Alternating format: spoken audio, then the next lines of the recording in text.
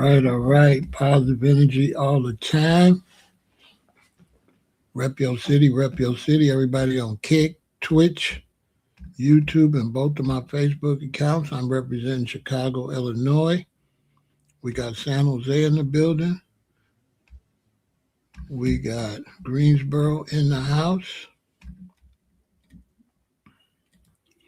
Come on in and rep your city, rep your city, rep your city. How you doing, Space Time? Hope you're doing great. Rep your city. Well, here I go. It is 10 in the morning, 10:11. I'm probably going to be kicking up dust all day until late tonight. Who knows? Here I go getting in trouble.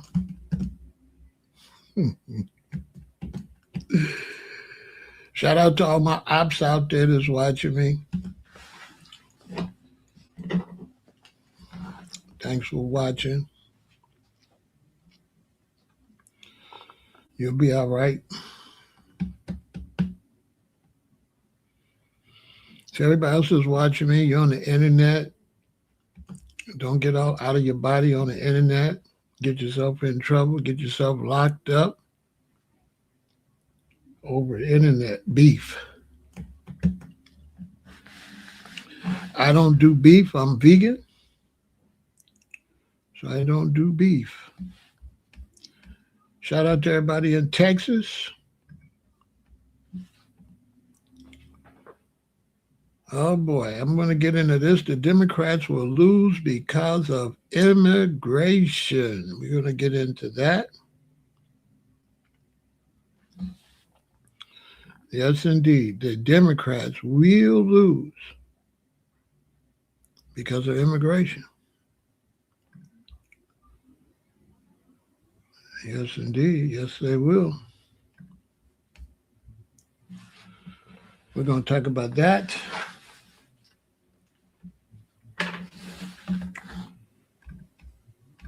We're going to get that rolling. Come on in. Like, share, hit the notification bell. And thank you for supporting the channel. Much love and much respect. Oh, I got a lot to talk about today. I got about 4 or 5 subjects I got to talk about. I don't know how many I'm going to get done.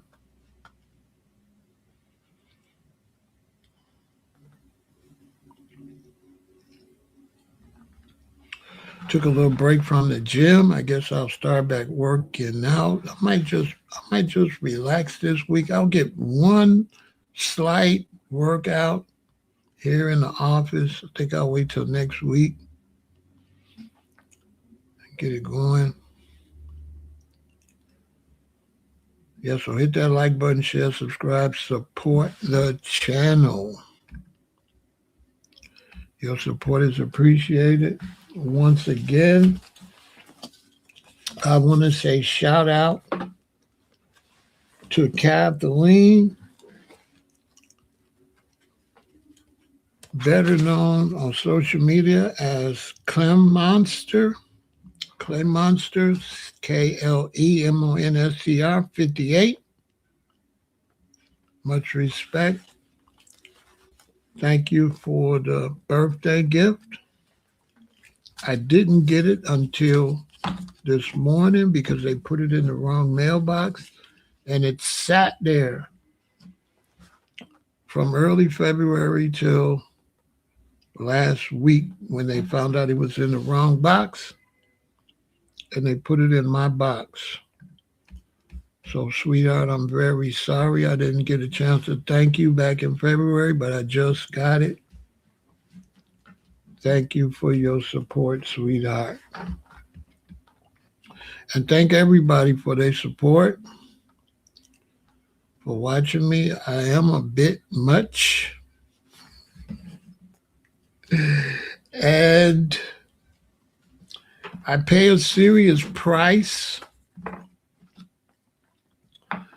Because when it gets to knowledge and information, you're supposed to say what's popular.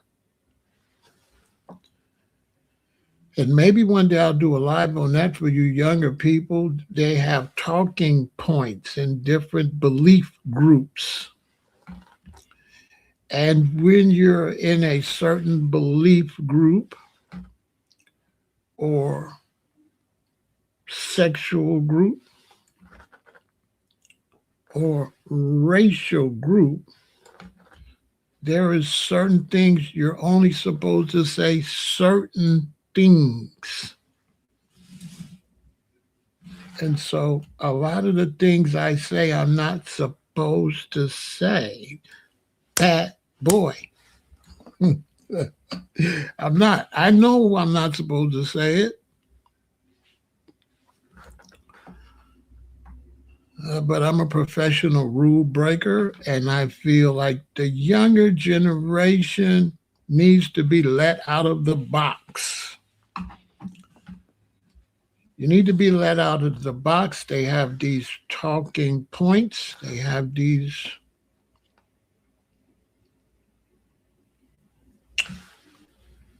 guardrails where you're supposed to get on a certain road, and whichever road you get on, you're supposed to stay within those guardrails. So I'm not too much liked because I be driving all over the place. I don't stay in my lane.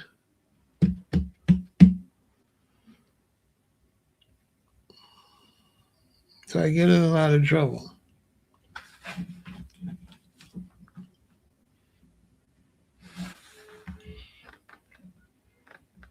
But there are some young people that's doing a great job on social media. I watch a lot of people on social media, a lot of younger people doing a great job with reporting.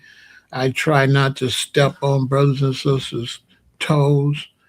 I try not to criticize brothers and sisters that have platforms because I feel like let them learn on their own. And if it was that serious, rather than criticize them in public, I would probably DM them and have them call me like that. I'm not really big on chastising younger people on social media in public. They got to do their thing and learn themselves.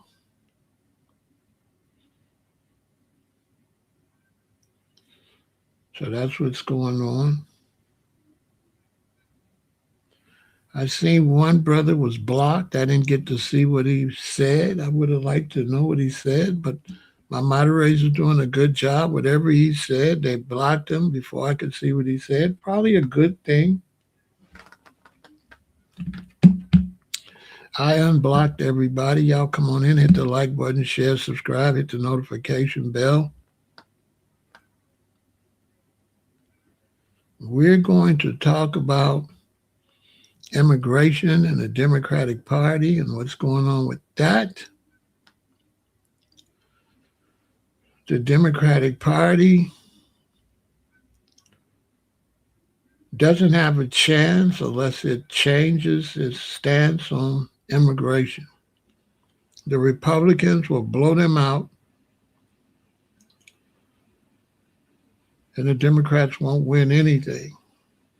Because even though the Republicans might do some things that Americans don't like, there's still going to be a majority of Americans that do not like the current situation with immigration. So we're going to take our time, let people come in, know we're here.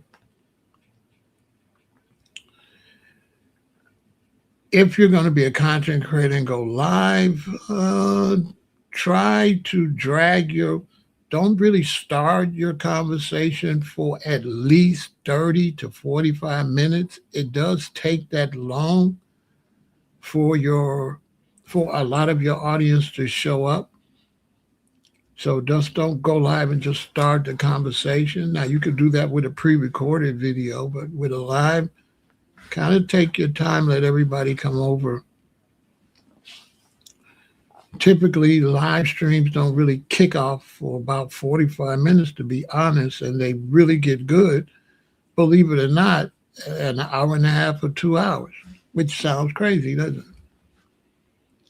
But the live streams don't really get to rocking and rolling for about an hour and a half.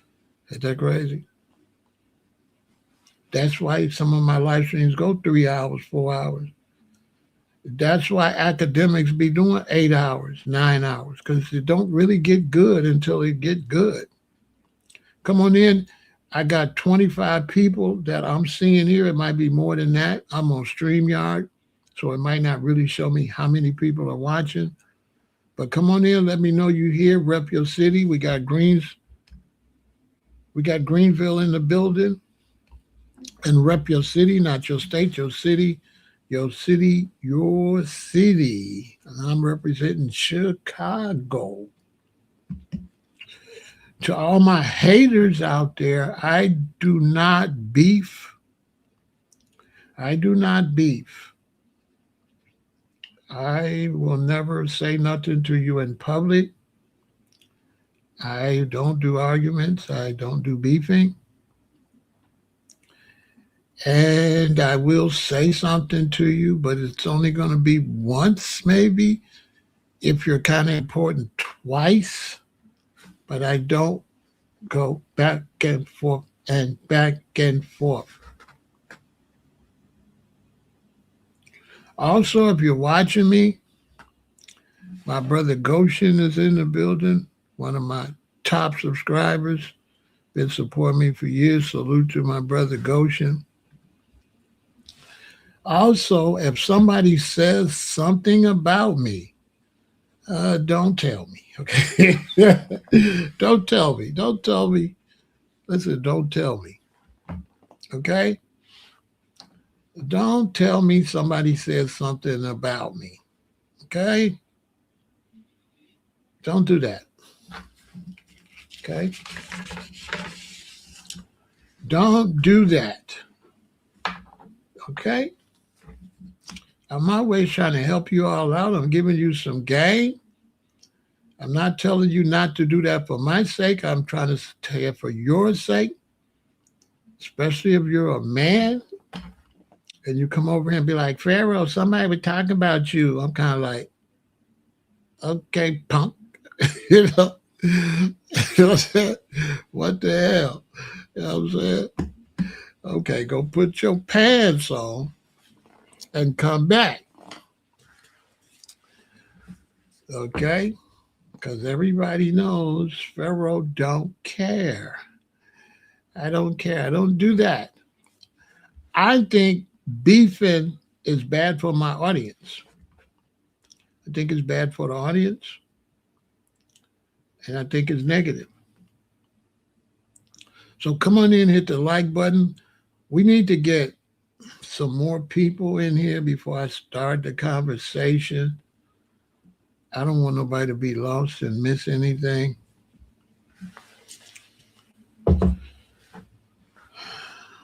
But I am talking about the Democrats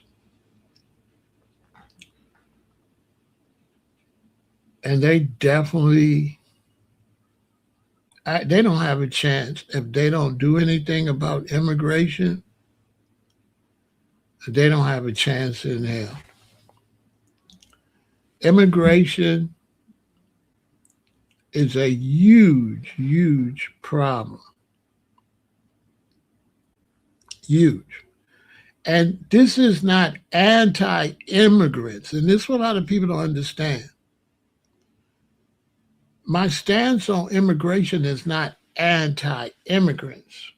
It's anti-immigration, which is two different things.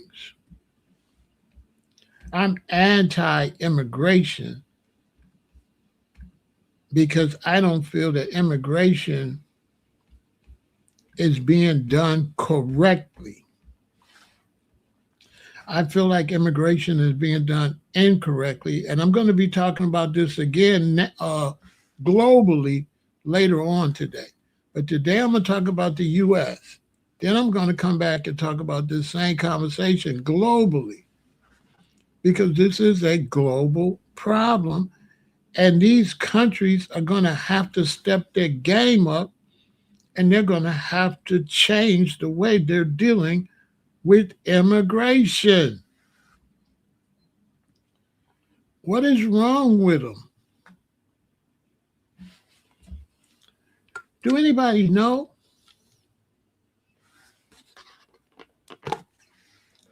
Duh. Let's say this is the United States, right? And you start pouring you got citizens up to here. These are the citizens. So you start adding immigrants till you get to here. You can't keep adding immigrants. You can't bring in immigrants at a rate faster than you're able to make sure everything is all right for your long-term current citizens. When you're in a country, you have citizens that family been there for hundreds of years.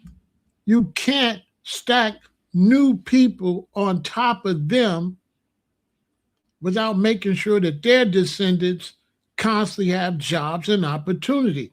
You can't take opportunities away from my children, my daddy's children, you can't take opportunity away from us. We've been here. You can't bring in people to take opportunity away from our descendants. And that's what's being done.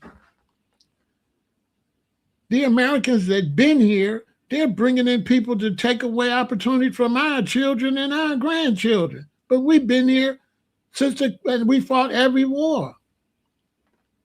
We've been here since the Revolutionary War against the British. We helped the British not take the country. So how you going to bring in a bunch of people to take jobs away from my children and grandchildren and nieces and nephews for somebody from some other country and make them a priority over the people in the country? It's just that simple. It's common sense. You have to bring immigrants in a way where it doesn't affect the people that's already here.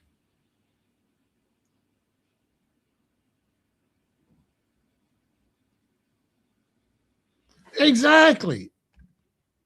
And you know what they do? They putting the immigrants in danger. I'm going to talk about that over in Europe. Because what's going to happen when the traditional, original citizens get pissed? You already know what's going to happen.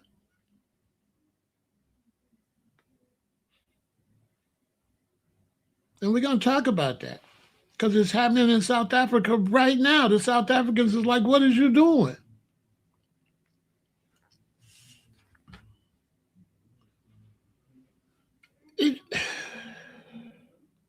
To me, this is politics 101. You can't bring people in for cheap labor, because we ain't going to lie, for cheap labor.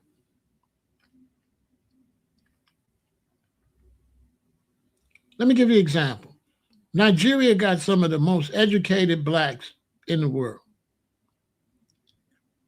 So some Nigerians will say, well, I've come there and I'm not coming taking away low-level jobs. I'm coming getting a high-level job. But here's the problem. You're a Nigerian. You don't know how the game goes. In corporate America, you don't discuss your salary. That's a fact. If it's found out you discussed your salary, you will be fired. Anybody that worked in corporate America know what I'm talking about. Your salary is between you and your employer. Whoever's direct boss over you that lets you know you got your raise or how much you're making, that's between you and them. So even though Nigerians have come over with a high education, they're not getting paid a fair wage. A really smart Nigerian that comes here and get a good job is not getting paid what a white American in that same position is getting paid. That is a fact. Even though it's good money, it's less than what the job pays. Now, foundational Black Americans, we know that, so we was here fighting for it to be equal. So if America's able to bring in immigrants that's willing to settle for less, these immigrants are fighting against us for equality because they're coming in being happy that they're taken from us, but they're getting less and they're supporting the system of discrimination.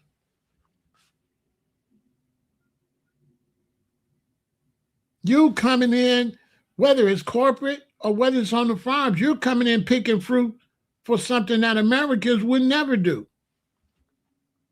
And you allowing the big corporations to make a whole lot of money without paying fair wages. So you're not helping Americans. You're not helping American citizens if you're going to let corporations get cheap labor. Because the corporations are still selling us the products as if they're paying fair wages. The products aren't cheaper. If you're picking fruit for $5 an hour, they still selling it to us like they paying you $15. That's a fact. They're still selling it to us as if they paid you $15 an hour. That's a fact.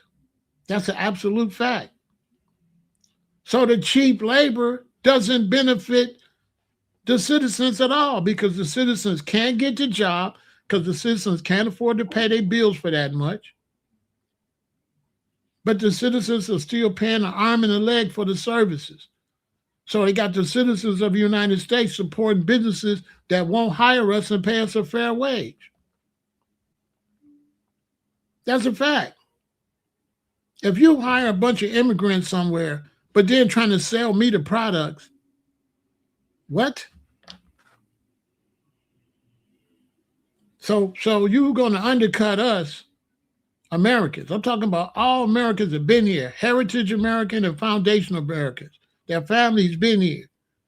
They undercutting our families for immigrants, but then selling us the stuff still at a high price, which means they're keeping all the money. All immigrants do in America is make the rich richer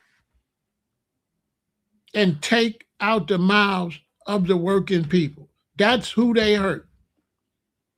They hurt the working people by working for cheap. They always say the Hispanics come and work hard. They work hard with the carpentry and building, but they never tell you how much they get paid. They don't get paid nothing, though. That's why they say they work hard. They say they work hard because compared to what they get paid, they work real hard. Because they're doing $25 an hour jobs for 7, for 10. So yeah, they work hard because they're working for peanuts. And then they will intentionally get neighborhoods with lower rent, they get intentional neighborhoods for that group of employees so that they can keep them in the workforce. They'll put them in neighborhoods where their rent will be lower so that they can enslave them. Because if they bills was as high as every other American, they wouldn't be able to afford to be here. Immigrants couldn't stay here if they had to pay the same price as Americans that been here have to pay. They put them in areas and give them cheaper prices. That's why you can't move in a Mexican neighborhood and get an apartment, because they don't want you to know that you can get an apartment for $700 a month, a 2-bedroom apartment for $900 a month. They got you where a 2-bedroom apartment is $1,800, $2,000. They don't want you to find out the difference in the price of what they paying, because them people can't afford to pay what we pay because they cheating them at the jobs. Basically. So immigration allows big business to undercut Americans. Basically, the whole financial culture, if you go to an immigrant neighborhood, is different. Everything is cheaper. Go to a Hispanic car lot and with a Hispanic and watch how much they sell him a truck for. They ain't gonna sell it to you for that much, but watch, they're gonna sell him a truck for way less than what they're selling to you for, because they sell him a truck estimated off of what they know he make, and they know he make less money.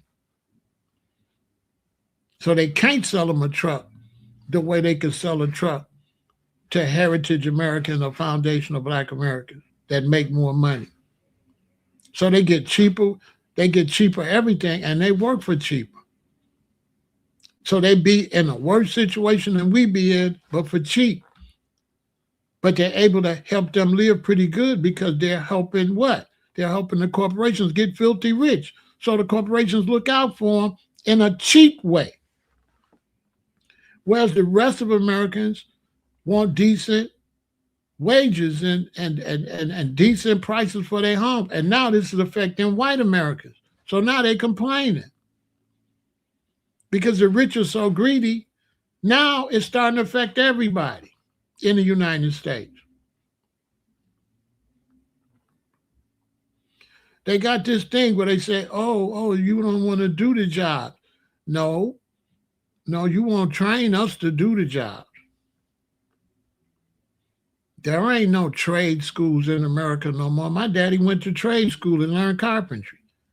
Where's the trade school at? Name me 25 schools in America that have carpentry, electrician, plumbing. They don't have that no more. They've been got rid of that. When I was in my 20s, when I was 18, 19, 20, they got rid of those programs. Why? To bring in cheap labor. Let's look at the facts. Let's start with California.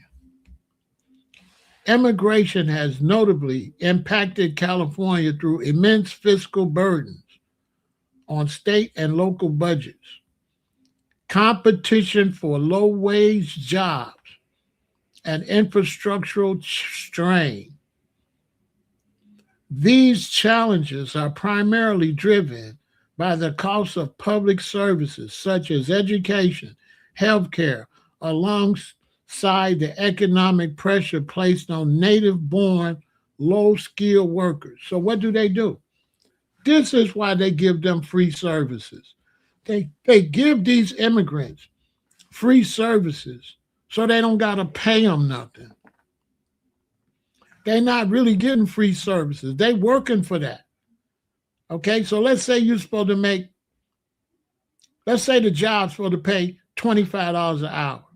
They'll have an immigrant doing it for $10 an hour, which leaves $15 an hour left.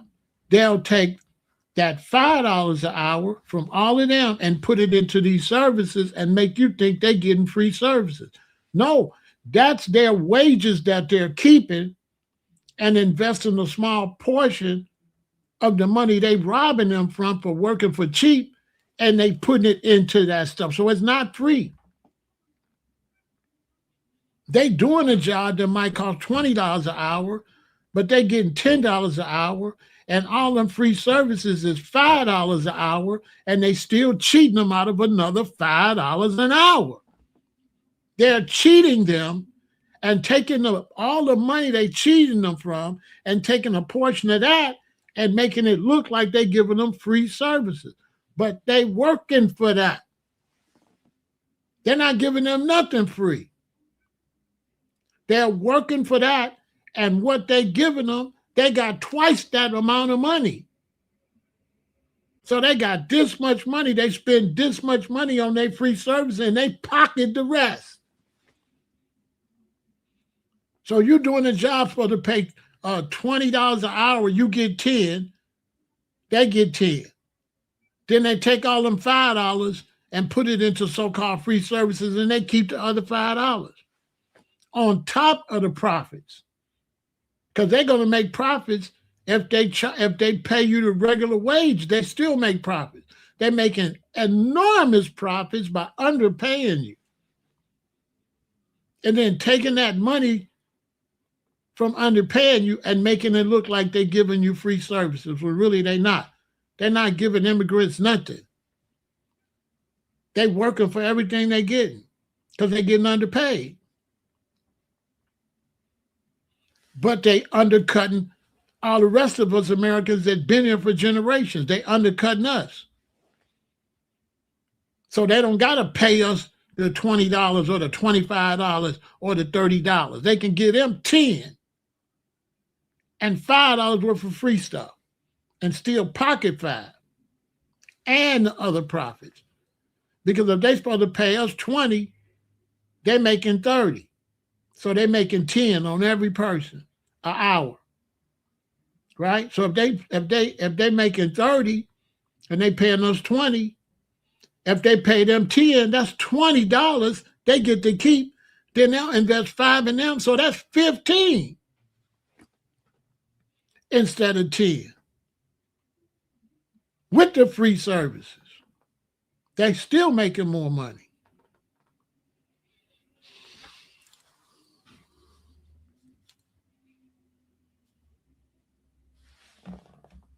Look,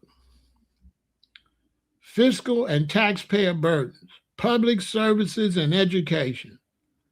The concentration of large, undocumented, and immigrant populations requires substantial state and local spending.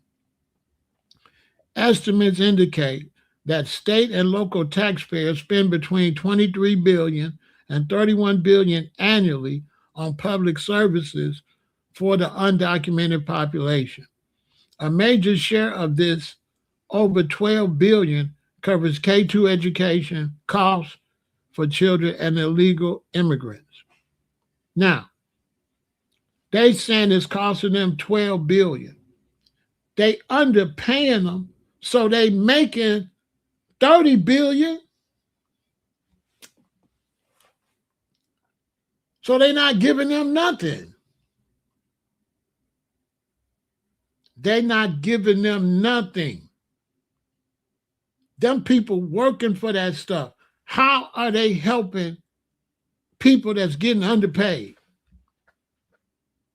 And so they running the game on Americans, got us thinking that they doing them people a favor, but they robbing them people and the services, them people work for them services. So they got them people working for services that the people think is free, but they not, because they robbed you. At $12 billion, they robbed you out of $50 billion. So then they throw 12 back. They still got $38 billion. And they ain't got to pay us rest of us Americans. So they ain't got to pay us, and they can rob you and give you some free stuff from your own money. Listen, they are giving immigrants stuff that think is free, but it's from the money they cheating them out of. They're not giving them nothing. They raking in all the money. They're not giving immigrants nothing. They robbing them. And they taking a little bit of the money they robbed them with and give them services. So it looks like they getting free services. They not. They paying for that.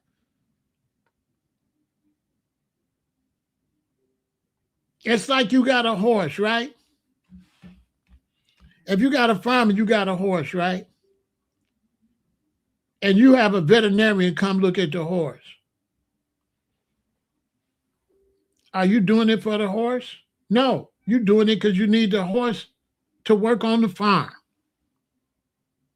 So all them services they giving immigrants is so that they can work for the system. They're not giving them nothing. They just like a horse on a farm. Yeah, you get free medical so you can bring your ass to work and work for pennies. Yeah, you get all kind of stuff for housing so you can have somewhere to sleep so you can come work for pennies. And you're paying for the housing and don't even know it. So they making them pay low wages for housing, but they robbing them and they still paying for housing and don't even know it with the money they robbing them from. That's a fact. They robbing them. They only giving them a small portion of the money that they not paying them for fair wages. So they're able to rob them and cheat us and have us out of jobs, have homeless people everywhere.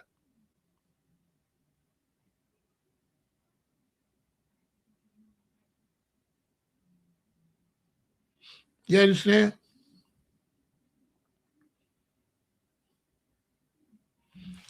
You're right.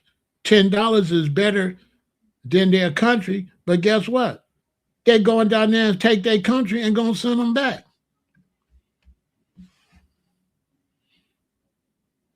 When they tell you to come this way, what they gonna do? What they gonna do, Gleesa? They gonna tell you come this way, come on from Mexico, and then they gonna go do what? Take Venezuela, take Central America, take Mexico, and then what? Send your ass back. That's what they gonna do.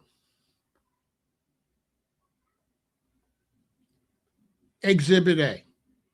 Which group was they talking about 2 years ago that invaded Chicago? Venezuelans, right? Which country the U.S. just invaded?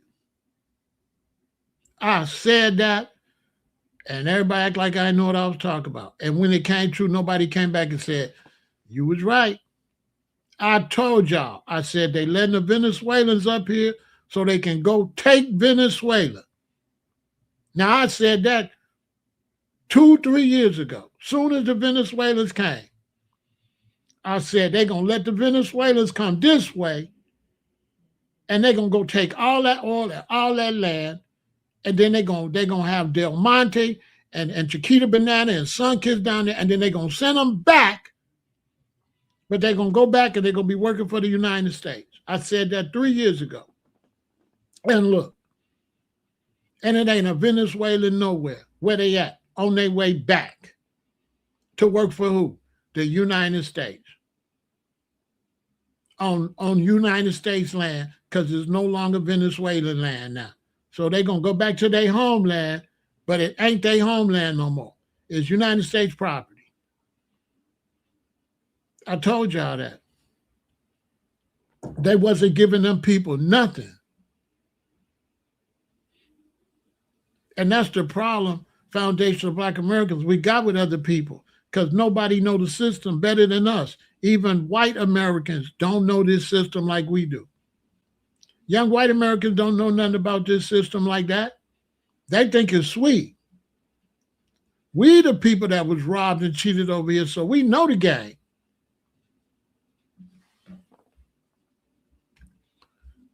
Healthcare and social safety nets, state-funded programs, including Medicaid, California's Medicaid program, absorb billions of dollars annually to provide health care and emergency services to low-income immigrants who may not be contributing equivalent amount through state income taxes. That's a lie. Because they cheating them and they working for free, and the state's getting that money from the corporations to pay that. And they're making you think they cheating them people. And they're making you think, no, they're making you think that all that we taking state money and we just pouring it into these immigrants. No, that's their money. They robbing them and they putting a portion back for the health care and emergency services. They're paying for it. But they got Americans thinking we paying for it. We are not paying for immigrant services. They're paying for it because they're working for cheap. And they're making way more profits. And so they pinch a little bit off. And this is the money they were supposed to pay them. If they underpaying them and they getting emergency services, isn't that their money? If I work for a job and I'm supposed to get $30 an hour, but they give me $15 an hour for years, and they give me medical services, are they giving me anything? Ain't that my money? They done kept $15 every time I get paid, and they underpaid me. Then they take 10 of those $15 or 7 and say they're giving me something free. I'm showing y'all the game. They ain't giving them nothing. And then they take all the money to the top. So then the states look broke. And you think the immigrants is the reason. No, the immigrants is because the billionaires is raping everybody, taking all the money. It got nothing to do with the immigrants. It's a beat out, 100%.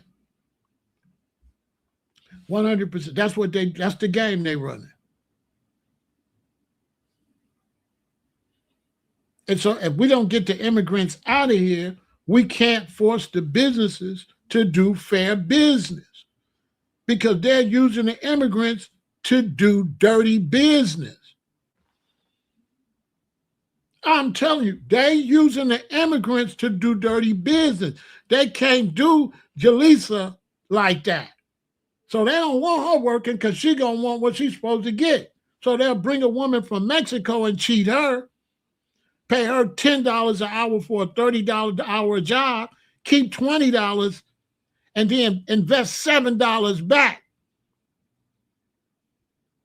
and keep the $13 an hour. And the whole time the Hispanic lady, the $7, she thinks she's getting free services. No, that's the money they robbed you from. They underpaid you. You ain't getting nothing free. Then they tell the citizens, well, they getting free services, so we think they taking the money, but the billionaires taking all the money. And they got you mad at the immigrants. The immigrants ain't taking nothing. The politicians taking it all. They cheat the immigrants and the citizens. They cheating everybody. And I said, well, we got an immigration, we got to spend so much money on them. What you mean you got to spend so much money on them? You ain't paying them. Where's all the money you robbing them with then? They're trying to make you think that the immigrants is taking money, but if you robbing them, how are they taking money when you robbing them? You ain't paying them nothing. So where's all that extra money? But you still selling the stuff at the same price. So you're getting filthy, filthy rich. Do you pretending you don't know where the money's at? The immigrants got it. While you got 20 mansions, or you got a mansion here, you got a home here, you got boats everywhere, you got expensive horses. But you're going to tell me the immigrants got the money.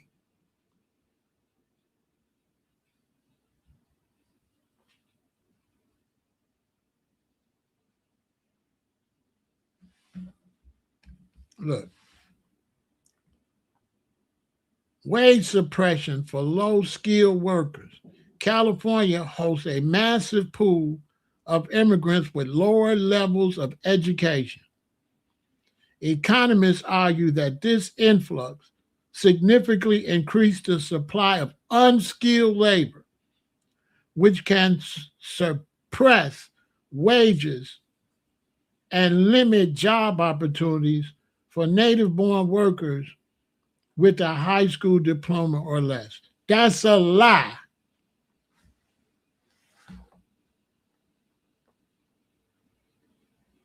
That's a lie. What you mean, unskilled workers? Most of these jobs you don't need. How much skills you need to pick strawberries? And they got to be picked. So why are they trying to make it look like picking strawberries is unskilled labor when they need strawberries? No, we'll pick the strawberries, but they don't want to pay us. Okay? They trying to make you think their job is beneath you. Their job is only beneath you because they don't pay them what they're supposed to pay them. If you paid me what we supposed to get paid to pick strawberries, I'd pick them all day. That's a good 8 hours. If you paid me the proper wages, what you selling them for, all the money you make off of strawberries and strawberry jams and strawberry this, if you pay decent wages, Americans would pick them strawberries. Facts. The reason Americans don't pick strawberries because you cheating people and you got them picking them for free. Man, listen, we would pick them for cheaper than that. Whatever a regular job is, we would pick them. We would pick them. That's not no hard work. That's not hard work. 8 hours just picking some strawberries. Listen, when you do jobs like that, you get a rhythm. It's only hard when it's only hard for about 2 or 3 weeks. And then you get a rhythm and it ain't nothing. I worked at a book factory and the machine working all the time. But once I got used to it, man, that wasn't nothing. We sitting there talking.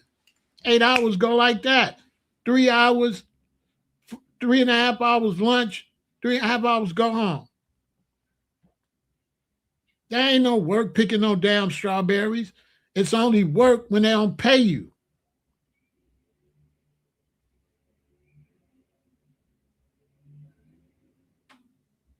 Cause he say, I'll do it for $40 an hour. But $20 an hour, right? $20 an hour for 8 hours. How much is that? 20, 40, 60, 80, 100, 20, 40, 60, 160. What's 160 times 5? A week. For an easy ass job like that. You see how they got you thinking that's a hard job? That's an easy ass job. Trust me. 169. That's an easy ass job. And when you work a job, every year you're supposed to get a raise. So once you got some seniority, you're making $300 a week, $400 a week.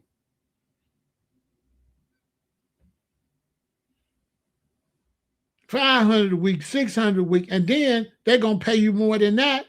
I just threw a number out there, but they got to pay you relative to how much they selling them for. So that's why they don't want Americans do it. Because what they selling them strawberries for is probably $40 an hour, $50 an hour. What they selling them for ain't it white flame.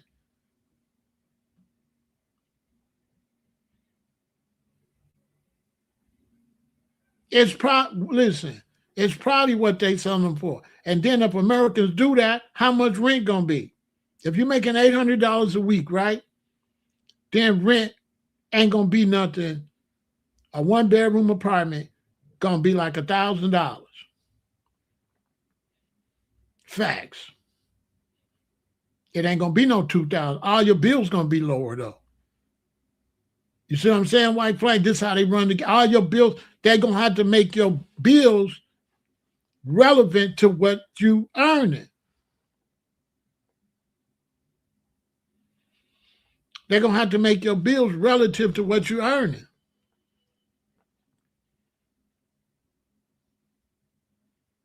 If you think I'm lying, come to Chicago. $3,000 a month. And imagine if your rent 1,000. You straight. You think I'm lying? Come to Chicago. Go look for a 1-bedroom apartment. Then go out in California to one of them farming communities and watch how much a 1-bedroom apartment is. It ain't gonna be the price of Chicago because they know they're not paying you that much. They're only charging us a lot based on where we live at, and they estimate it based on how much we make. They're not charging you based on what they really supposed to charge you. They charging you based on what you make, which should be illegal. No matter how much I make, a 1-bedroom should be whatever a 1-bedroom costs. You can't charge me more for the 1-bedroom just because I make more money. See, they're running all kind of scams. They charging us based on what is estimated we make. They're not charging us what it really costs.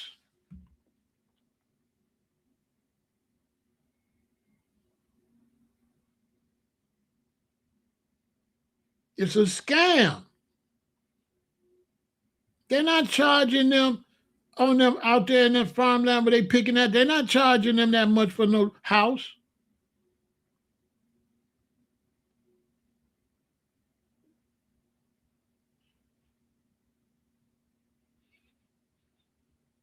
They're not charging them for no house when you go to Southern California where all the farms at. They ain't charged. They ain't. You know why it's a mass exodus? It's a mass exodus because it's too expensive, and also they're finna let robots do it. That's going to be all automated. That's a whole nother story right there.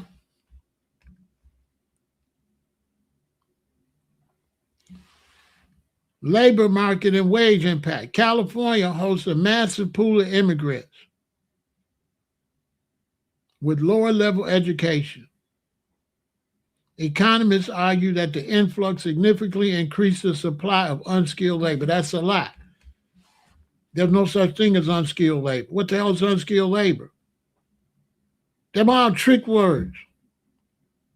So picking strawberries is unskilled labor, but everybody buys strawberries. So why picking strawberries ain't nothing when everybody got to eat? Look how they playing it. They're playing like, oh, you ain't doing no serious job, but it's the food. So how the food ain't no serious job? Because that's what they basically saying. Oh, if you picking strawberries, you ain't doing nothing. But yet strawberries is $9 for this many. Well, you selling them to me like picking them is something. Am I lying? How you gonna say that's unskilled labor when everybody got to eat? Every labor is a skill. Picking strawberries is a skill. That's not unskilled. Facts. Go right now and get a job picking strawberries, and you're going to have to learn how to do it. And you're not going to be good at it for about 6 weeks. You're going to have to learn how to pick them. You're going to have a skill. You can't just pick them. When you go work with picking strawberries and you there next to that lady and that dude that been picking them, watch how many they pick compared to you. You telling me that ain't no skill? That's not a skill? How that's not a skill? How is a skill sitting behind a desk a skill, but providing food ain't no? So farmers, that's unskilled labor, growing our food, picking our food, providing our food. That's unskilled. See, they playing in our face.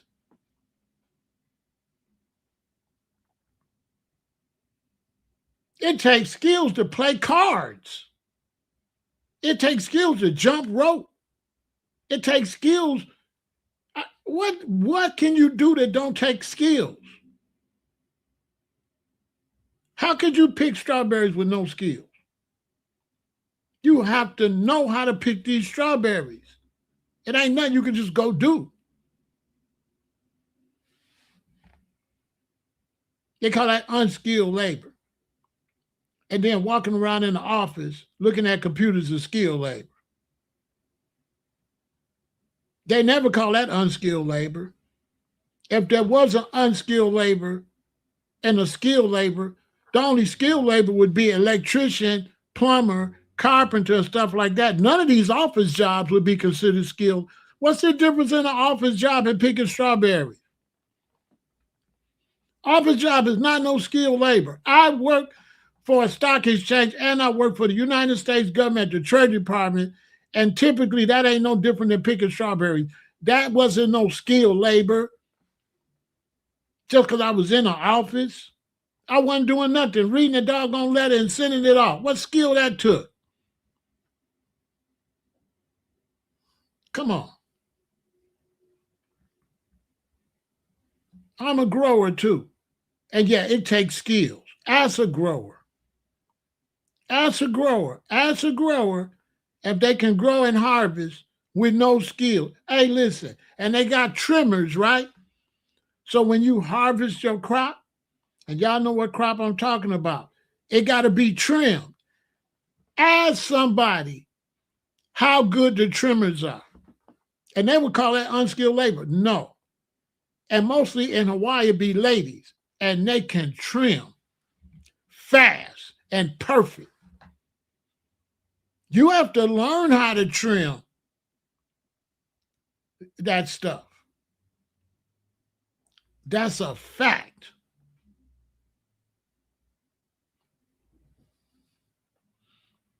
That's a fact. If you grow what I'm talking about growing, there's people that have to cut it off and trim it.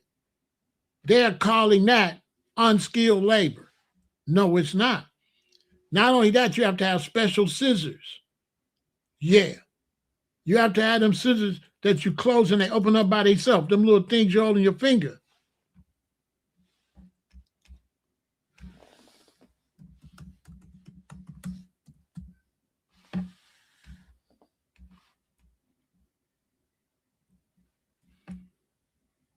Yeah.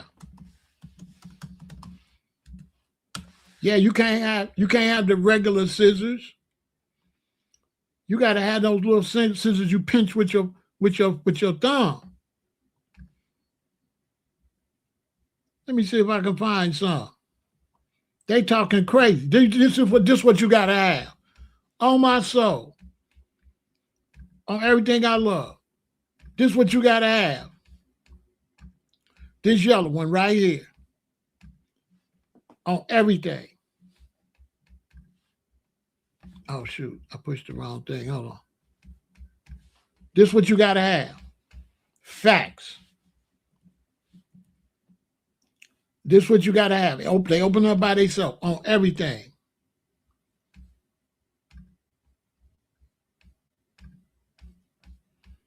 Hold on. Hold on. This is what you got to have. And it's a skill. You hear me? It's a skill. Ask somebody. It's a skill to trim. Facts. They call them trimmers. They call them trimmers. That's what they call, and it's mostly be women, and they cold with it. Because these get cloggy they get clogged up. And you got to be good because it's got to look good. When they finish trimming it, they got to sell it, right? So it's got to look good. Anybody can't do that. That is a skill. The ones that do that is good.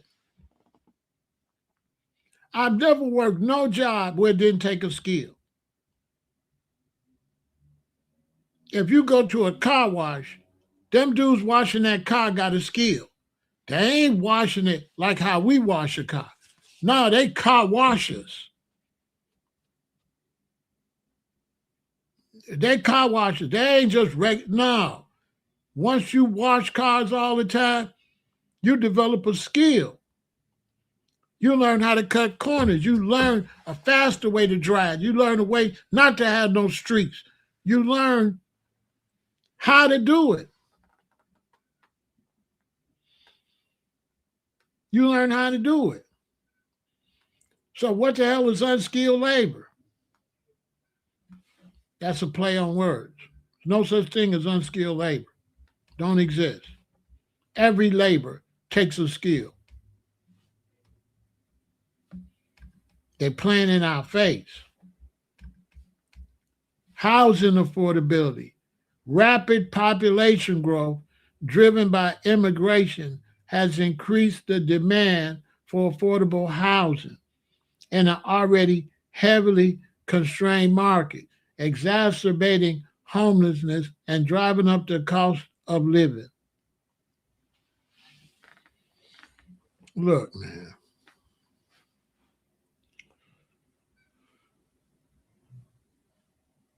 First off, running across the border is not immigration. Okay? So look at the play on words. They calling you running across the border illegally immigrate. That's not immigration is legal. I'm just showing you they playing. Running across the border technically is not immigration. You're not an immigrant. You're an illegal alien. You're not an immigrant. Listen, they calling people that run across the border illegally immigrants. How are you an immigrant without going through the immigration process? Those aren't immigrants. Those are illegal. Those aren't immigrants.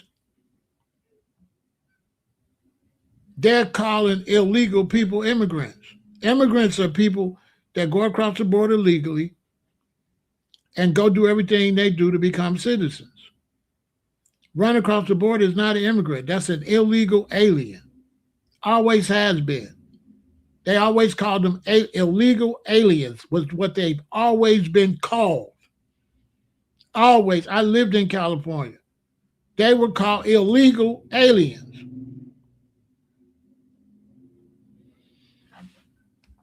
Yeah. Those are not immigrants. An immigrant is somebody that come from France or come from Mexico or something, that go through the process to get their papers, that stay within their visa. They have a visa and they have a time period, and they're willing to go to the government to extend their visa or whatever while they get their citizenship. Okay? And they're going through what? They're going through the immigration process. So how are you an immigrant when you're going through the immigration process? If you're going through the immigration process, you're not an immigrant until you finish the process. You're not an immigrant if you're on a visa. And you're not an immigrant if you're an illegal alien. So when you talk about housing, how are you getting housing? But yet, when I go get housing, you want to check my criminal record. You want all this information on me. I got to show you everything. I got to show you my toe prints. I got to show you my fingerprints. I got to show you my baby pictures to get an apartment. I got to show you how much I'm making.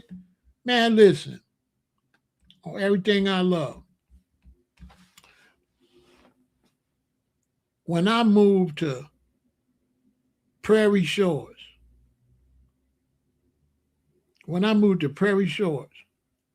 because I wanted to be close where I could make my money, so I was close to downtown. I went to apply for my apartment. I was leaving from the other place up the street, right? Everything I love. So I sit down with this, I think she was a white lady. I'm applying for the apartment, right? She tell me the apartment like $1,700 a month. She telling me you got to make 3 times that amount to get the apartment. On my soul. To get the $1,700 a month apartment, right? you got to be making like 4,000 something a month. You got to make 3 times that amount on everything I love. When really it ain't none of their business how much you make as long as you can pay them. As long as I can pay you, that's all that matters. Do I have your money? That's it. No. They say you got to make 3 times that amount. Go out to that farmland in California. I bet them illegals that's picking that fruit, they ain't got to do none of that. They ain't got to do none of that. They ain't got to do none of that. America's got to do that. You got to make 3 times your rent in Chicago to get an apartment, which would be illegal. And if you live in an apartment and you can't pay your rent and you get evicted, you can't get another apartment nowhere. They put you on the list on everything. It's all this is illegal. They put you on the list and you're an American citizen. You could be an American citizen. And if you have a hard time, lose your job or something, or get sick and get behind in your rent and get evicted, they won't let you start over and go get another apartment. They hold that eviction against you and you can't get another apartment. Not only that, Gosha say, that is the application process. Here in New York, I have 2 of the apartments that require applicants to earn 3 to 3 point. Yeah, and not only that, you have people like me. I can go get a building right now with 12 units, right? Or I can have 4 units. I get a building right now with 4 units. And I could charge you like $175 or $250 application fee that's non-refundable, right? So you have people that just let people apply and they got empty buildings and they live off the application fees. So they'll have 4 units, but they'll let 20 people apply. Swear to God, they can have 4 units and they can have 20 or 30 people apply every month at $200 a person. So they don't need no tenants. For what? Ask somebody. Hold on, we're going to finish.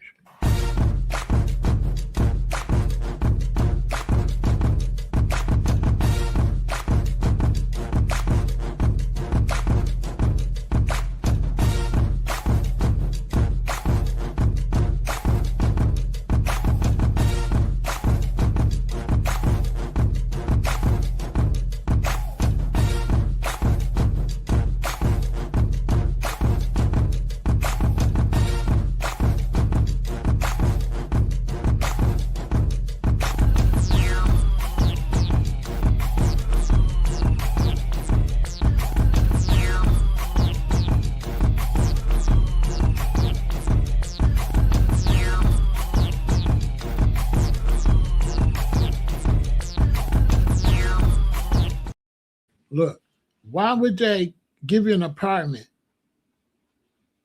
for $2,000 a month, a 2-bedroom, when they can make $2,600 a month in application fees every month and don't have to put nobody in there? They can make more money in application fees than they can make with the rent. On everything I love, they doing that. On everything I love, they paying for their buildings with application fees. And it's non-refundable. And so a dude, if he getting 200 or he getting 100, and if the rent is $2,000, right, and he get 20 people every month, he getting $2,000 anyway. He get $2,000 every month. He ain't got to turn the gas on. All he got to do is have the lights on, but ain't nobody in there, so the light bill low. and he can get $2,000 a month with no tenants, sometimes $3,000, depending on how many people looking for an apartment. He can get $3,000, $4,000, $5,000 a unit if a whole lot of people come and look at that apartment. Facts. They can make more money with application fees than they can actually rent their apartment. That's a big scam going on. Because I know some queens went through that. That's why people just like, man, I'm going to go buy a house. I can't be bothered with this. They just go buy a house. Man, you know how many sisters I know got robbed? I done went with some of them to make sure, I had to go with some, wop the woo wop. I had to go with some of them to kind of put the energy out there. You know what I'm saying? I done went, where they tried to pull that, and I went back with them to get the money back. So they said, well, it's non-refundable. I said, hey, let me holler at you over here for a minute. And then he come back and say, okay, we can work something out. I thought so. I knew you could. That's a whole other story. Yeah, I done got a lot of non-refundable money back. A whole lot of it. Like an old rap song. Now listen, you could get with this or you could get with that. You're going to get this lady her money back. I'm telling you.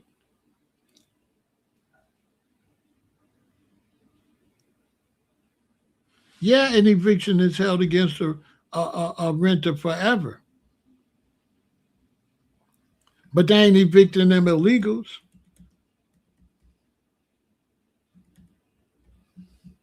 Look, housing affordability. Rapid population growth driven by immigration has increased the demand for affordable housing in an already heavily constrained market, exacerbating homeless and driving up the cost of living. That's a lie. That's a lie. Where them people need to work at, they got cheap places. And a lot of times if they Mexicans or Hispanics, they got Hispanics pimping them. So when I lived in Harvey, there was a gas station. There was a car wash. And one day the guy that always cleaned my car, him and his wife would be there cleaning the car. He told me, he said, my friend, sometime me and my wife have to work here 10 hours. And we can't say nothing. Because the boss, if we say something, he would threaten to have us deported. So a lot of these Hispanics exploit other Hispanics and force them to work for slave wages. If they don't, they call and get them deported. That's what my friend that worked at the car wash told me. Because I used to give him like $50, sometimes $100, because he had a wife. And I didn't owe him that, but I got a heart. I just felt like this man out here washing cars all day. And I really didn't like the owner after that. So I kind of didn't want to go. Because my when I would leave, my energy would be messed up with the owner. Because I didn't really like the owner because he was a slave driver. And you as a Mexican, but you a legal Mexican, and you threatening the illegal Mexican. He here working real hard and his wife, and they got to work 10 hours, 12 hours, 10 hours till you close, and you ain't giving them nothing, and then you threatening them to deport them. So I ain't really like dude. This is what they be doing. They had a factory here in Chicago. I think it was a bread factory or cookies. I think they made cookies and bread. And they had them Hispanics in there working like 12 hours with only one 30-minute break. That was like 3-4 years ago. They ran in there and closed that down.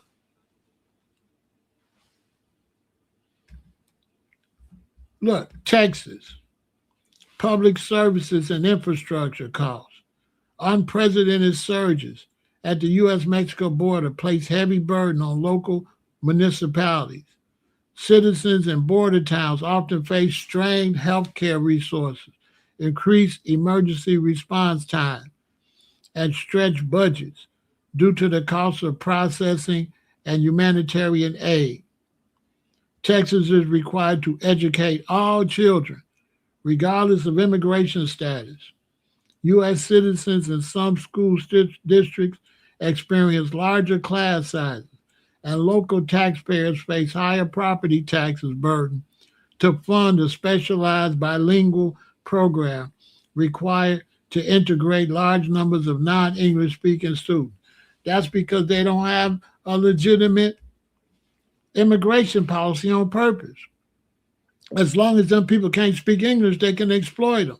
There is no way you can be made a legal citizen if you can't speak the language. That's a part of real immigration. So how you keep calling them immigrants if they can't speak English? When you go through immigration, you learn English. That's what you learn. You have to go to classes to become an immigrant, and they teach you how to talk.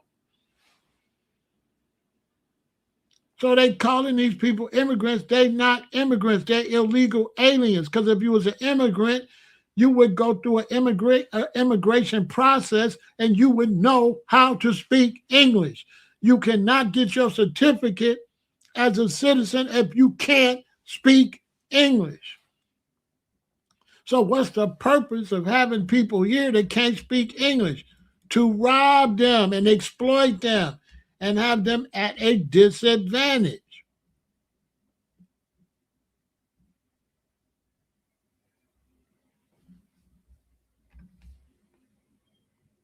In specific rural and border areas, some residents report negative externalities linked to human smuggling and border crossing. Property owners have cited issues with trespassing, damaged fences, stolen vehicles, and in some cases, home break-ins or intimidation by cartel affiliate actors exploiting the border situation. Wage suppression risks. While highly debated, economists note that a large influx of low-skilled labor can increase competition for certain entry-level jobs. This can exert downward pressure on wages for U.S. citizens who have not completed high school, making it harder for them to negotiate higher pay in sectors like construction, agriculture, and landscaping. That's all lies. That's a lie.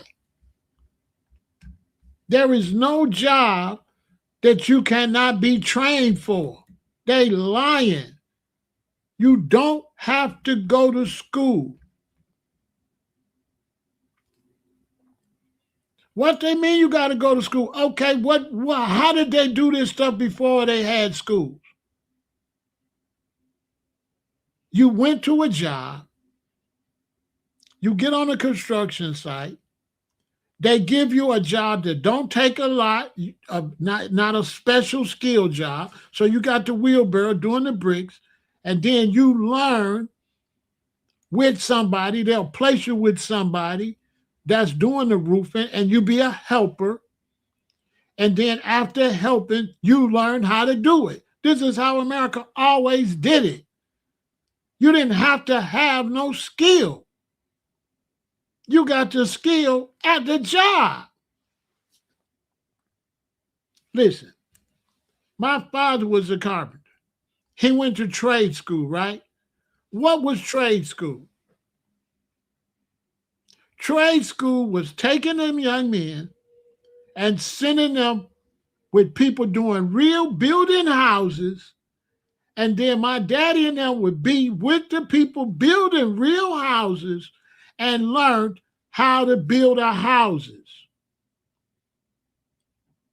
This is in Alabama.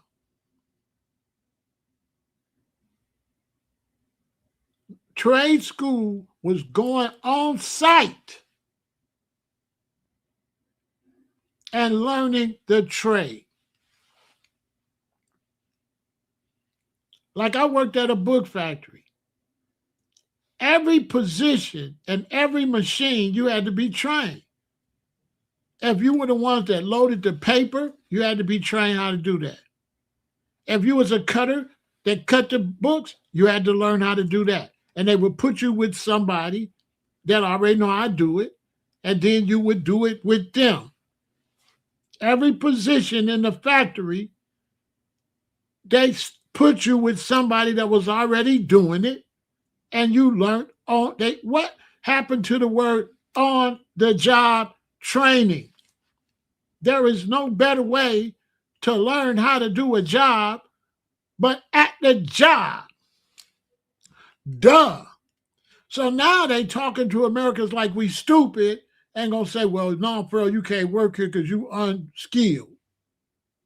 So let me get this straight. You can't give me the skills? Really? So what is unskilled labor? Unskilled labor means a way to have slavery. Start calling it unskilled. That way you ain't got to pay them. It's that simple. It's that simple. Start calling them immigrants when they're illegal aliens and start calling it unskilled labor, and they can use that term to not pay you.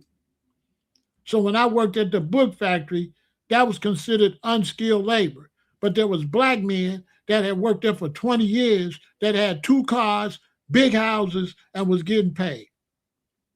Because when you used to work at a factory, if you start that factory June 1st, 2026, on June 1st, 2027, you would automatically get a raise. Automatically. Every year, your salary would go up. And after about 5 to 10 years, you know how much money they was making?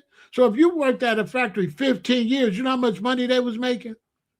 So me and the dude, he a book cutter, I'm a book cutter.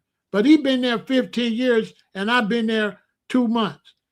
His salary and my salary is nothing alike because he got what they used to call seniority.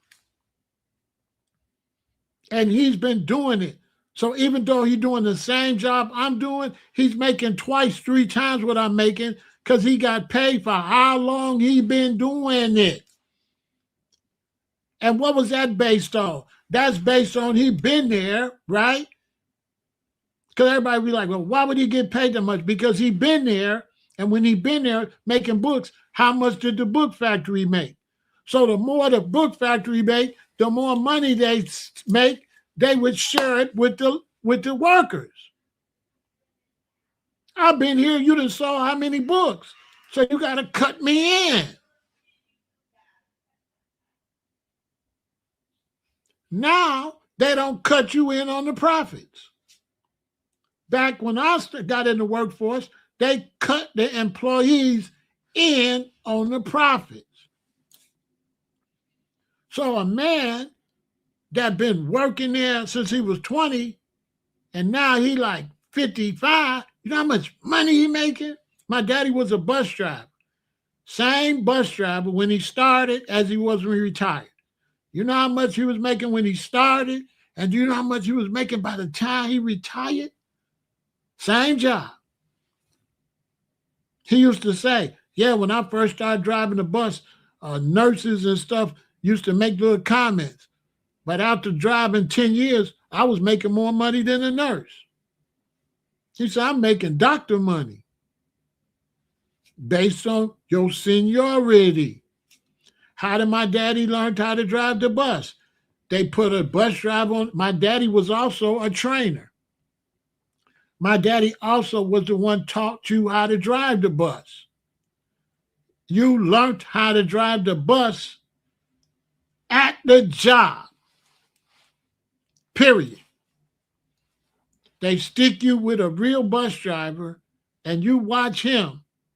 And then every now and then they have you practice on the yard, but you went out in the field. And then eventually when you're good enough in the yard, they let you drive, but they have another driver with you standing right there while you're driving and you picking up customers. Facts. Every job you learned that on the job.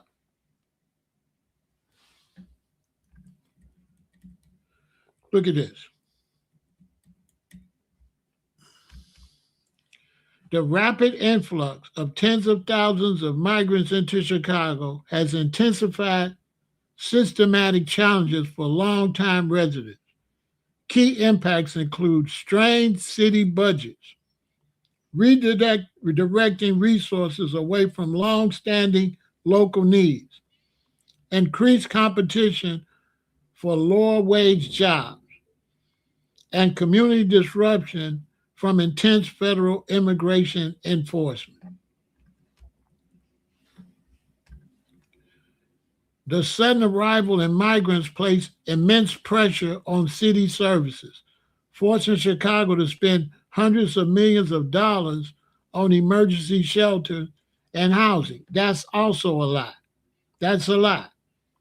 Biden didn't know where he was at. He was senile. He shouldn't have had the job, and he didn't send the federal funding. They lying. Biden didn't send the federal funding because he didn't know where he was at. And he had to be in the bed. He can only be up from 10 a.m. to 2 p.m. and his wife had to put him to work because he was supposed to send the federal funding and then he was supposed to pay to deport him. He was supposed to throw him out. Why would you spend millions and millions of dollars? Why would you spend $200 million on immigrants when you can spend $5 million and kick them out? You could have kicked them out for $5 million. So why would you spend $200 million, $300 million, $500 million, when for $5 million, they could have been on the first thing smoking the hell out of here? Make that make some sense. I'll tell you why. Because when they gave them all them link cards, when them Venezuelans take them link cards and spend them, who make the money? The stores, right? And the money go to who? The government. When they put them in them hotels and the government pay for the hotels, the migrants don't get nothing. They ran a gang.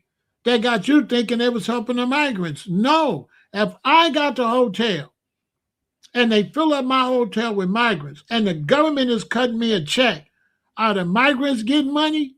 No. I'm getting the money. So they ran a game making you think the migrants was getting the money. A link card, you ain't getting nothing. All you doing is going spending, making the stores money. And the government, that's the government's money. You don't got no money.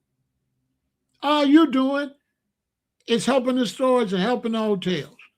It's not helping you none. The migrants didn't get nothing. They got played like a fiddle. What you got when you get a link card? You don't got nothing. You got to go buy products from the store and the money go back to the government. So what do you have? Nothing. So they had Americans thinking the migrants got something. The migrants didn't get nothing. The migrants didn't get nothing. They got played like a fiddle. All that money went right back to the government and their friends that own all them hotels and stuff. Now I got a hotel full of migrants. I'm getting a free check. I'm getting a check from the government. The government ain't paying the migrants, right? If they're in my hotel, who getting money? Me or the migrants? I'm getting the money. Migrants ain't getting nothing. I don't got to worry about no conventions. I ain't got to try to book my hotel or nothing. My hotel full.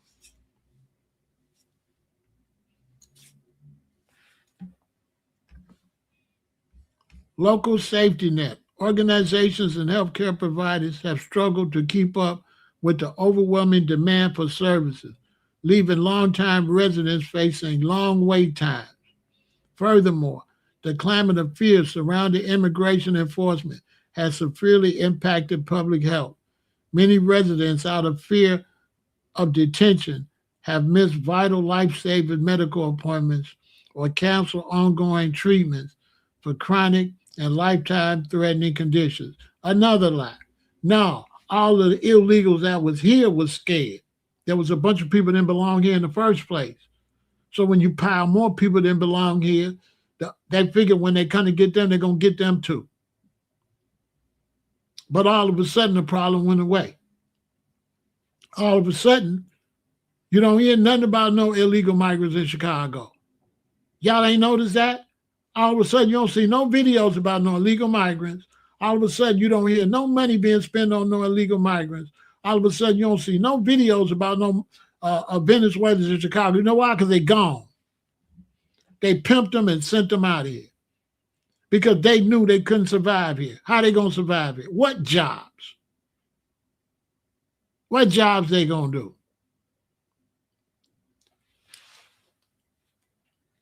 Y'all ain't noticed they gone? The only reason California having a problem, California don't count. California is in Mexico. San Diego is on the border. So California is in Mexico. That's different. But as far as the rest of the country, they played the whole illegal migrant game to make the Democrats look bad, to make a quick buck, and to run that money to their friends. All that money went to business people. None of that money went to migrants. And so what's the point of this conversation? The point of this conversation is the Republican Party don't like it. They see the scam. So now the Democrats are done. And I just want to repeat, this is not anti-immigrant. He's not a gatekeeper. He's not a gatekeeper. And I don't really do that type of stuff with you on. So that's not good for the conversation. You don't got your facts straight. You want to get on some other stuff. So whoever that is I block, you're taking the easy way out. You don't want to talk about the level of the conversation I'm talking to. Because the mayor of Chicago didn't go get no migrants. They were sent from Texas. So who sent them from Texas, right? So somebody sent them from Texas. So whatever you talking about, I'm not willing to talk about that like now, because what you talk about ain't got nothing to do with what I'm talking about. You on something else and you don't got your facts straight. Because it was the Texas governor that sent them all over the country. So for anybody not to blame the Texas governor for putting them people on buses and planes and sending them to New York and Chicago, I don't know how you skip over the Texas governor to the mayor that ain't got nothing to do with them people getting all the way from Texas. So if you don't want to address how they got from Texas to Chicago, I mean, you're having a fake conversation. Because none of them mayors is the reason they got all the way from Texas to New York and Chicago and Washington, D.C. That was the Texas governor that put them on the planes. He's a traitor. If anybody's a rat, if he took a bunch of illegal people and sent them all over the country, he's a traitor. Like in real life, if he paid money to put illegals from the border and send them to Democratic cities, and he's a Republican, that's treason. That would be treason. That would be treason if the governor of Texas, because when he was sending to Chicago, Brandon was sending them back, putting them on buses, sending them back. So the governor of Texas started putting them on airplanes, flying them in O'Hare. Yes, the governor of Texas that's in that wheelchair, he sent them people from the border to New York, Chicago, and Washington. He did that. He committed to treason in order to make the Democrats look bad so that they can do what they just did. But the person that actually sent them, nobody's saying nothing. They blaming the mayors that received them. And it just so happened he sent them to black mayors. Nobody want to talk about the racism. Out of all the places to send them, Abbott sent them to where the black mayors was at. There was a black mayor in New York. There was a black mayor in Chicago. So this white Republican took all of these immigrants in his state and sent them to the black mayors. Sent them to the black mayors.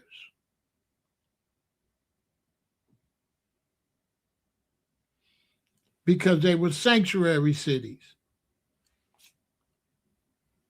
and legally had already did things where they couldn't put them out.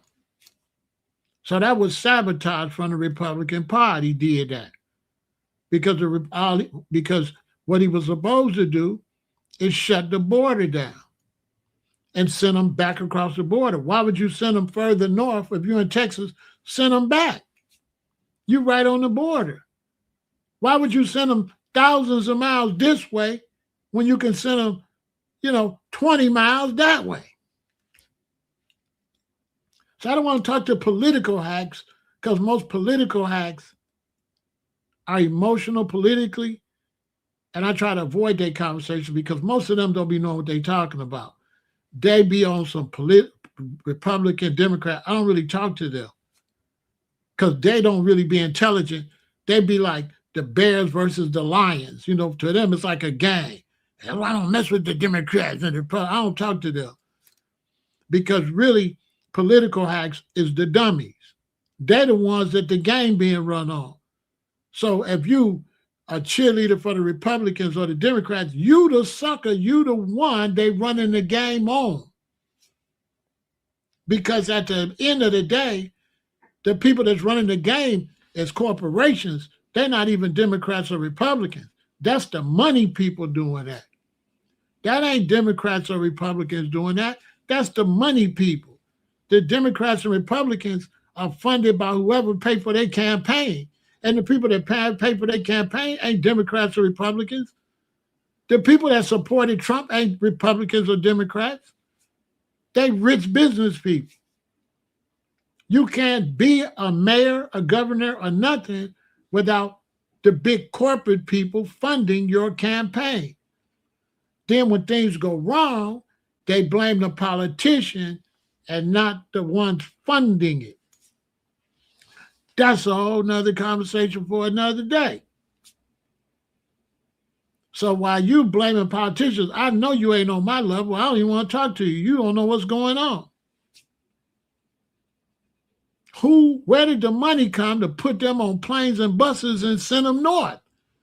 Nobody asked how a Venezuelan that run across the border in Texas end up in New York. That's the New York mayor did that? I'm just asking. The mayor of New York is how they got from Texas? No. The Texas governor infiltrated the country and committed treason and sent illegals deeper into the country. He broke the law. Greg Abbott broke the law. He sent illegals all over the United States. And for political reasons. Because if they're illegals, why would you send them further into the country?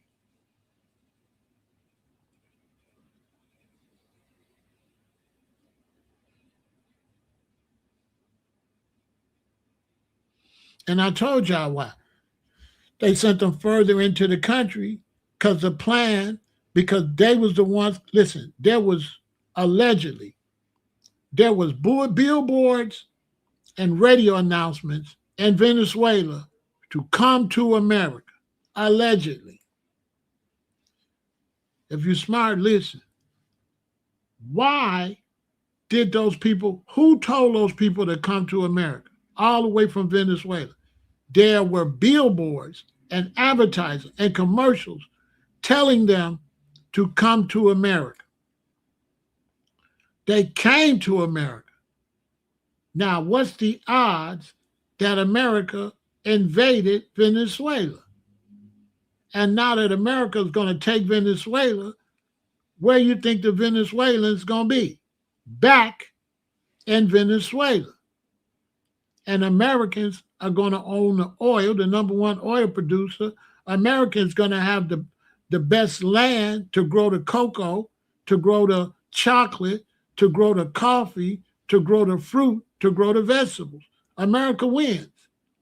The Venezuelans will be back at home working for the United States government, who was allegedly and supposedly the ones that brought them up here. Now, allegedly, a little birdie told me that the cartels were bringing the Venezuelan migrants up. They had sleepover spots because I got one of my subscribers' relatives is one of those migrants. And all of them wasn't Venezuelans. They were told by the cartel, don't talk, so nobody would know where you're from. And they had sleepover spots where they would bring them. This is all allegedly all the way up, right? And when they got to the border, they had to wait until the right border patrol was there, and they had a tattoo that they had to show the border patrol to be flagged to come across. This is all allegedly. Allegedly, they were all given a tattoo to show that they got the clearance to come across the border, and they would wait on the Mexican side of the border until the right agents get to the border, and then they would come up and they would come through, come, like that. Allegedly. And they had to show that tattoo. And their guys was the cartel. The country is gangsters. They ain't went to the dogs. The country ain't went to the dogs. The country been gangsters. They got them out of there. Venezuela's the number one oil producer. They took Venezuela, which I've been said. Now they're going to send them back. And now all them Venezuelans are going to be back, but now they're going to be back in U.S. territory, and they're going to be growing oranges, and they're going to be growing avocados, and they're going to be growing all this stuff for the United States now. Gangster stuff. They're going to go back home, but it ain't going to be their home no more. It's going to be the United States now. Their grandmama house, gone. Chiquita Banana owned it. Sunkiss owned it. Coffee Hills Brothers owned it. Yeah. Yeah. And they got all the oil, the number one oil producer in the world. So you think it's a coincidence that the Venezuelans was told to come up here? America went down there and took Venezuela, and then America went and closed down the Gulf of Hormuz where can't nobody get the oil, and Trump told them to come get it over here? Y'all think y'all are paying attention? Are you paying attention? You don't think it's interesting that those was Venezuelans that happened to be the number one oil producer, and they came up here, and then the U.S. government went and took Venezuela in like 13 minutes, but can't do nothing with Iran, but conquered Venezuela in 13 minutes or so with a special weapon that they ain't used in Iran, and then shut down all the oil coming into Iran, and then Trump told them to come get it over here? You don't see the play? And now it's going to war in Central America, and then going to move up to right under the border and wipe out the cartels. How long ago I told y'all that? Didn't I tell y'all they're going to wipe out the cartels? They're going to get rid of the coca, and it's going to be all food. It's going to be all coffee, because the coca ain't as much money as oranges, lemons, limes, watermelons, tobacco. That's more money. You don't got to hide in the jungles. You can just grow it everywhere. I've been told y'all that that's no longer South America. That's the Americas. I told them years ago, didn't I? I laid this whole thing out before the Venezuelans even came. And look, they're doing it right in front of everybody's face. Nobody said, wait a minute, Venezuelans block off the Hormuz, and now you control the oil in Venezuela? Venezuela got the most oil? Wait a minute. Why Venezuelans? Out of all the people in South America, why the Venezuelans came?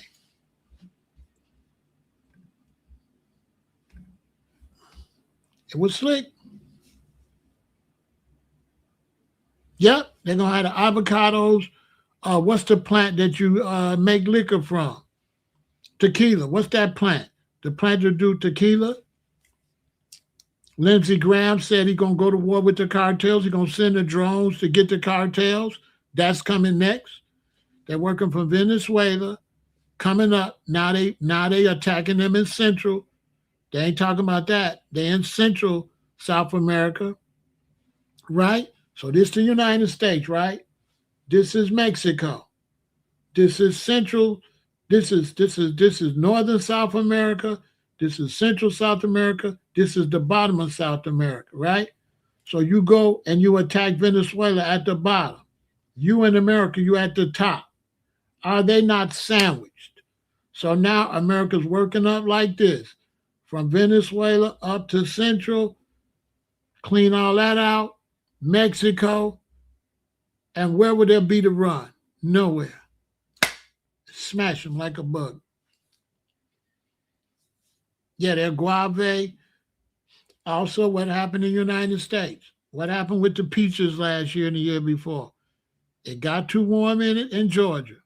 The peaches started getting ready. Then it got cold and wiped out 85% of the peach crop got wiped out. What happened in California?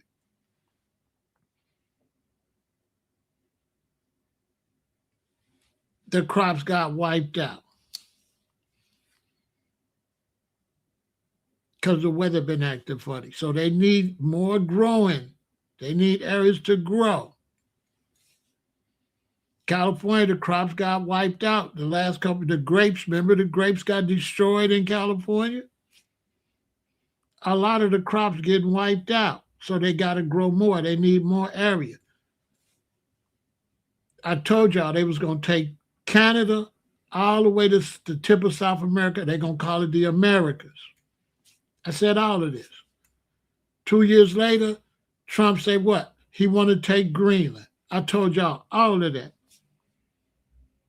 I told you the whole play.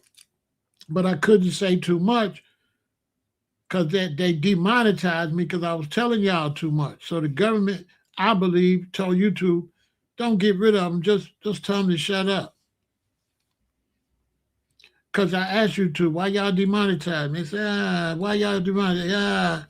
I said, which video y'all demonetized? Finally, I got somebody. They said, Pharaoh, we're going to be honest. It's no video. They said, it's your whole channel. I said, oh, that's what YouTube told me. YouTube told me, because I kept asking them, which video? Show me the video I did where you demonetized me. Finally, they said, bro, it ain't no video. It's you. I'm like, oh, okay. So I took everything down. I took all that stuff down. Now I'm kind of being careful. They say it's you. That was nice about it. It was like, you cool, but just shut your ass up. We mess with you, but damn. It's not no particular video, Pharaoh. It's you. That's what they told me. They say it's your whole channel. That's what they told me. They said it's your whole channel. I said, okay, cool. I took everything down. You got to go to Patreon. Go to my Patreon. Listen, go to my Patreon if you want to see. If you want to see the stuff you ain't supposed to see, go to my Patreon. I'm telling you. If you want to see what you're not supposed to see. All right? Victory.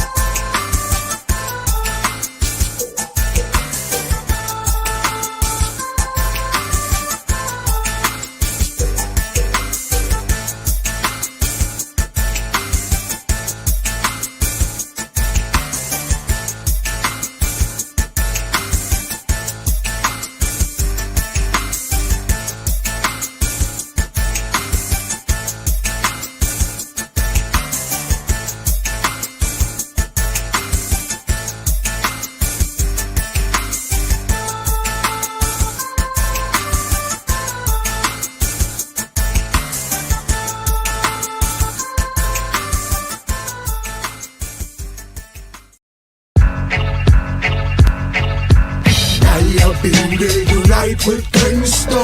In my city it's Naya Benga. Pointing finger make a fire blaze, yo. You in danger, I'm a stepping razor. Naya been there unite with gangsta. In my city it's Naya Benga. Pointing finger make a fire blaze, yo. You in danger, I'm a stepping razor.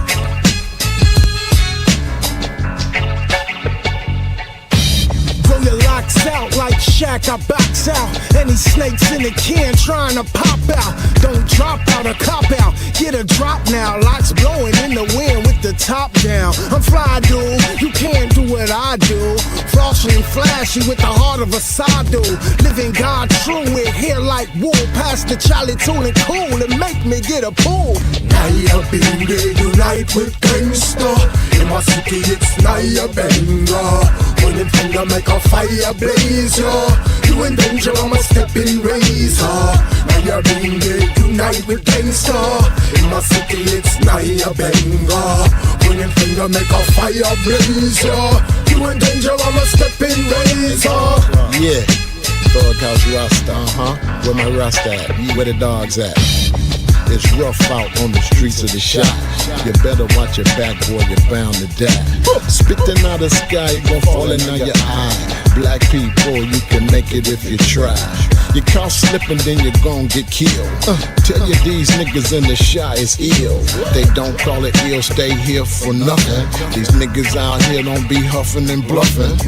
Naya Bingy mean death to oppressor. I got a Tech 9 and the Glock on the dresser. It's funny to me cause I oppress oppressor. If you's a weak god, boy, me I'll test ya. What you know about the Thug House Rasta? I'm not a slave cause I'm about to be the master. Folk on a hustler, nigga use a buster. Come get this shit cause I know you as a customer. Naya been there unite with gangsta. In my city it's Naya Benga. Pointing finger make a fire blaze, yo. You in danger, I'm a stepping razor. Naya been there unite with gangsta. In my city it's Naya Benga. Pointing finger make a fire blaze, yo. You in danger, I'm a stepping razor.